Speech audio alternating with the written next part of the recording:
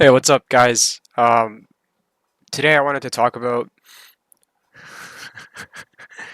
Today I wanted to talk about Epic Duel and the state of Epic Duel. And the reason I want to talk about Epic Duel is because I noticed I noticed that there's new items that have been added, and these new items are uh, Alonzo Harris's shop. And I noticed that these items in specific are being added, and that brought a few ideas to my head. I should have put everything down on a notepad, so I might not make this video and just make a different video with everything on a notepad. But this is pretty impromptu. But I was thinking about these three items, and I have roommates that I don't want for them to think that I'm weird. So I'm not gonna say what these items are out loud. But for this item, the Renegon. Nobody heard that. Nobody heard that. I don't watch. I don't watch that stuff. But for this item, I think this item should be a bot. This item should be a bot. And the reason why this item should be a robot or a bot is because it's kind of like you have the six pats, and how this item should operate is it should have a defensive ability and offensive ability as well, because you have push and pull. So, every single time you attack, your offensive ability changes depends on your attack, and every single time you defend, your defensive ability, or every time you take damage, your defensive ability uh, changes based on the damage that you took.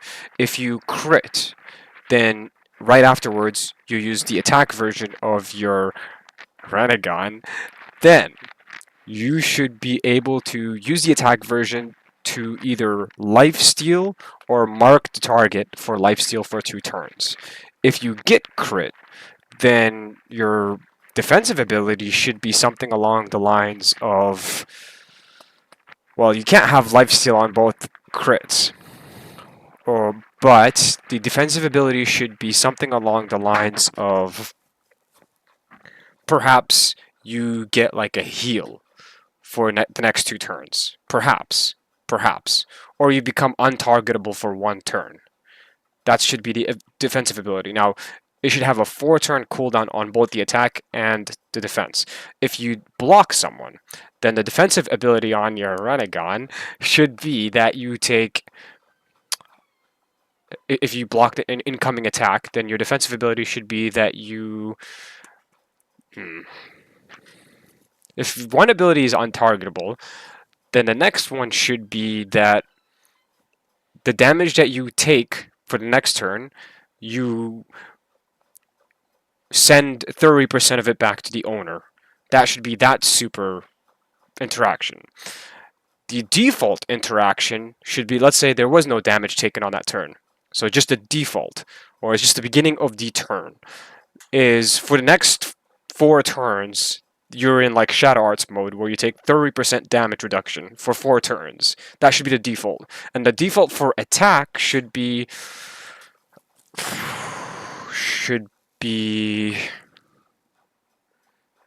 oh my god, I should probably rewrite this. I should probably write everything down. But the default for attack is that you sabotage your opponent's skill points so that if they have plus, let's say, 60 strength, it randomly goes to plus 60 support for 2 turns. So their skill points are completely shuffled. That's the default, which is on a 4 turn cooldown. So if your bot has something super interactive like this, it would be pretty interactive and it would go with, you know, the theme. Now for for the Izanagi and the Izanami, nobody heard that. Nobody heard that. Okay, one of them should be an offensive ability and a defensive ability. One should be an ability that you can use on your primary weapon, and one should be an ability that you can use on your sidearm. God, I bet there's something super cool you can do with these abilities. Something super cool that you can do.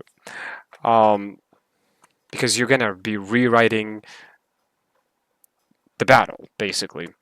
So you use one, and what happens is, honestly, maybe maybe for this ability, you rewrite the opponent's skill points for maybe 2 to 3 turns, or you just rewrite their skill tree for 2 to 3 turns for one of them.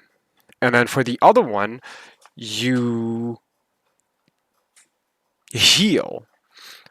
You heal for every mana that you have, you heal 3 points. So if you have 300 mana reserve, then you heal for 900 points. And that way it just brings you back to full HP basically. Something along these lines. But that's how these two should be interacted. And I was also thinking, I don't know, you can play around with the themes to make something interesting and engaging, but not game breaking. And not game breaking in the sense that it's balanced and it's still very engaging and it's just very interesting. Now, along with that, I think we should add 3 more classes, okay? 3 more classes that are super niche. Because we already have 6 classes and we've had 6 classes for a long time. If we added 3 more, I'm thinking for attack for mage, we should have like an airbender theme. So, but we wouldn't be an airbender, but like you're using your staff, so you should have an airbender theme in the sense that like obviously obviously in the terms that like hey, I have a staff, I use it to do all of these cool things, like maybe a double strike. I block, I spin my staff. I do a lot of interesting things that are like so hand-to-hand combat. That kind of airbender theme. Uh, Kind of like you're actually using your staff. So like you're a hands-on. Instead of a blood mage, you're kind of like a you block everything.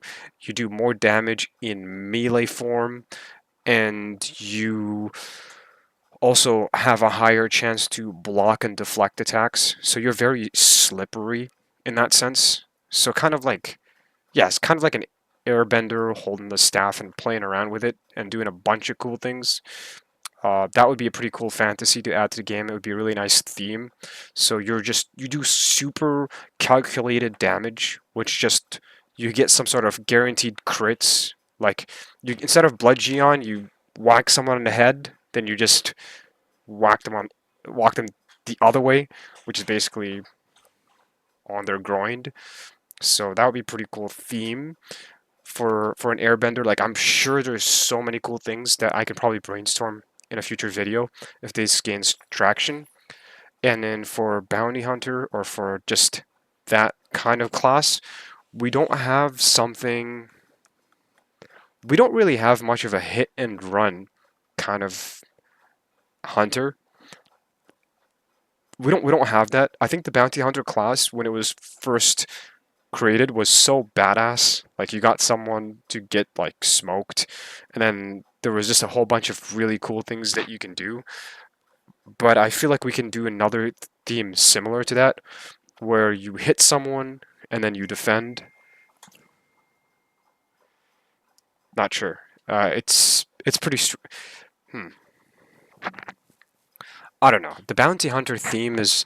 I just I just feel like it's really cool. I just love Massacre. I love how you pew pew hit someone. There's a bunch of smoke coming out.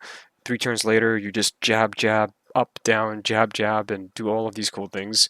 And then you have the poison. It's just really cool. But I bet we can do more cool things like that.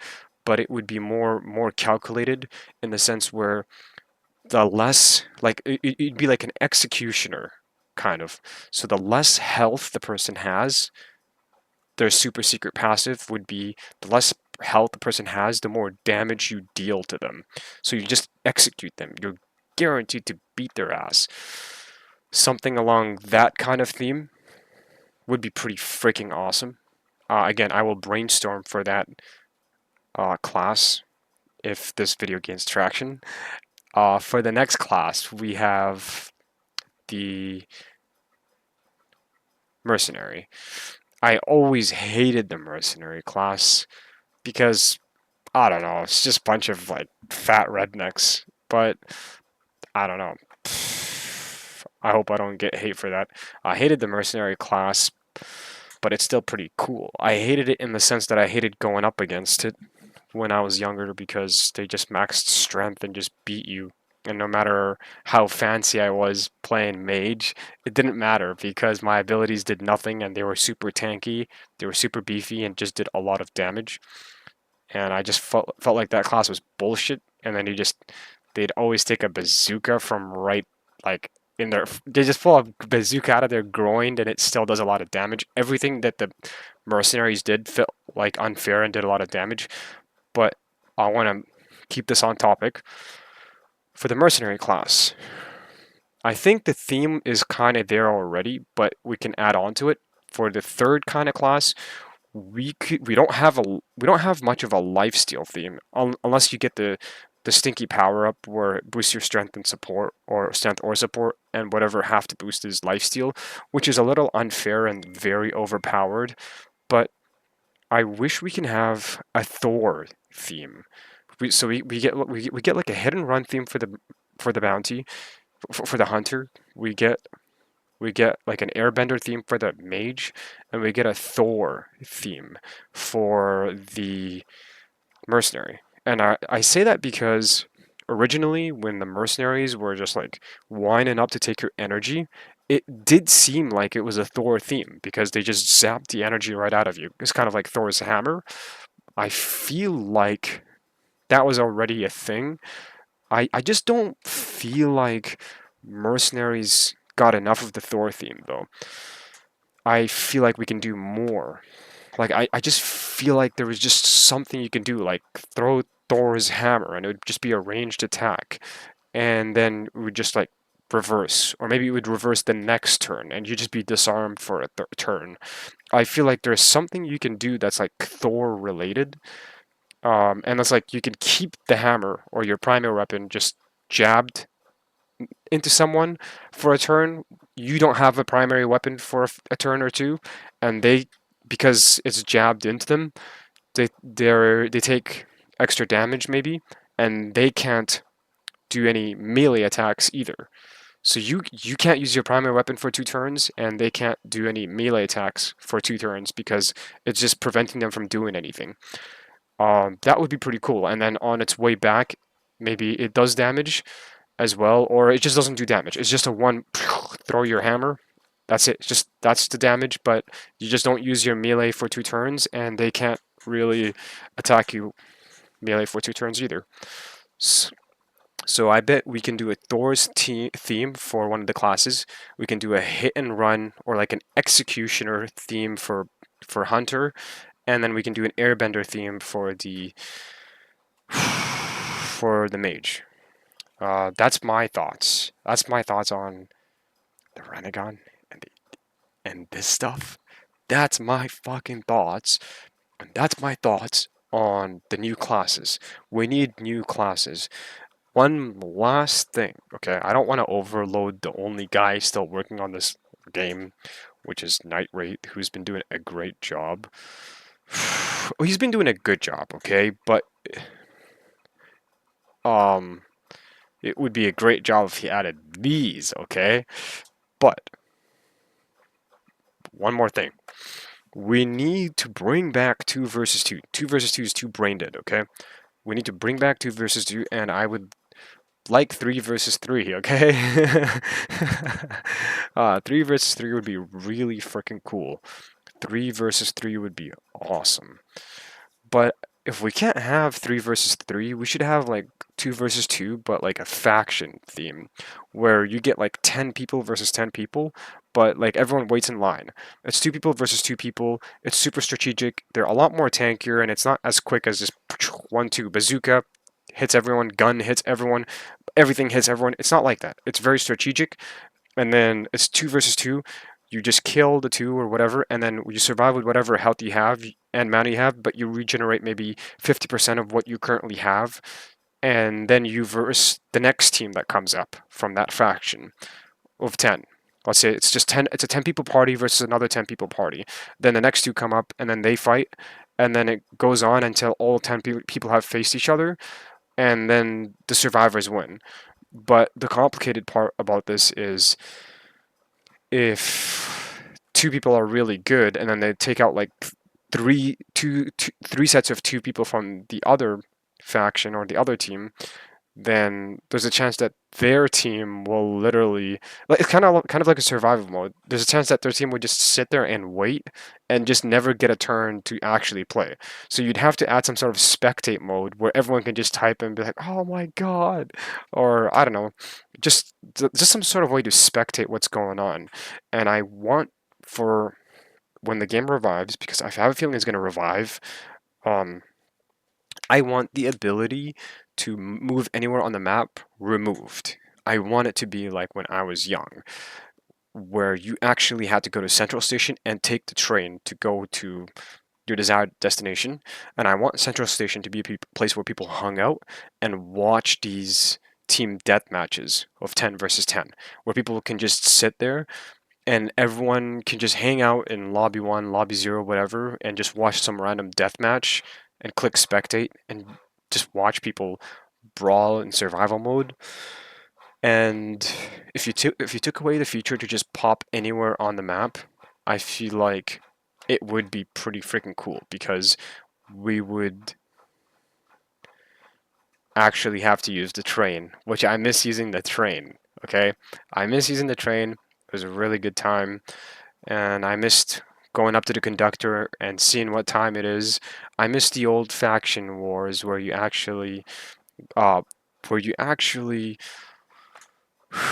won a match and got tokens where you got to spend on your flag and you captured it and it would deplete, symbolizing the fact that victory is something that you endlessly have to pursue or you're just gonna lose your flag, and symbolizing the fact that you can't focus on more than one thing at the same time or you're just gonna end up with nothing.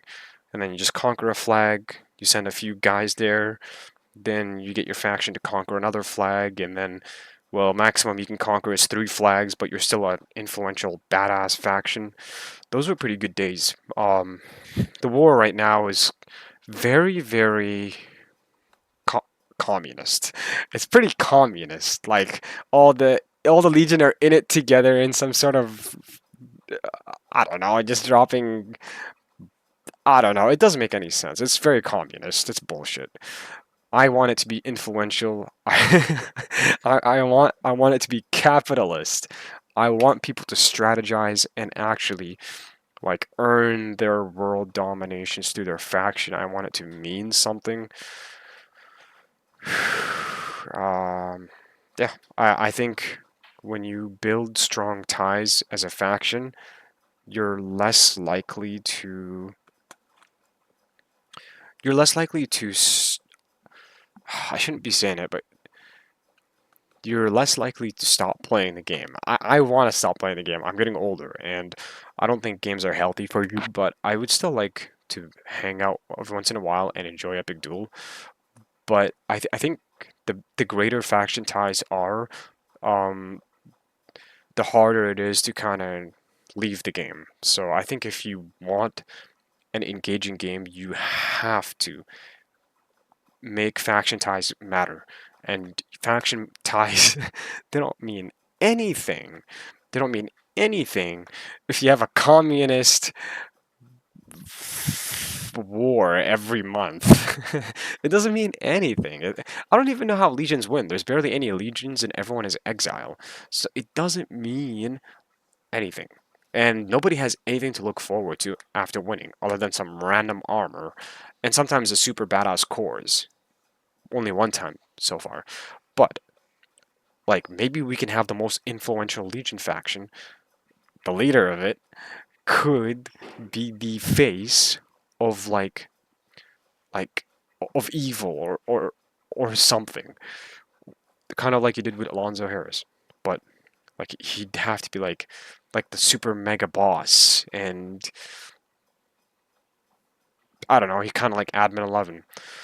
Something. I don't know. Give people something to look forward to, whether they're Exile or Legion, if they gain all these world dominations and contribute so much to their alignment. And finally, I keep saying one last thing, but the last thing that I want to talk about is you only have two alignments. You have the red and you have the blue. But you need a third alignment. Okay, you have liberals and you have conservatives. You need the NDPs, okay? You need the NDPs. You need the green alignment and you need the yellow alignment. So you need 4 alignments. 2 is not enough.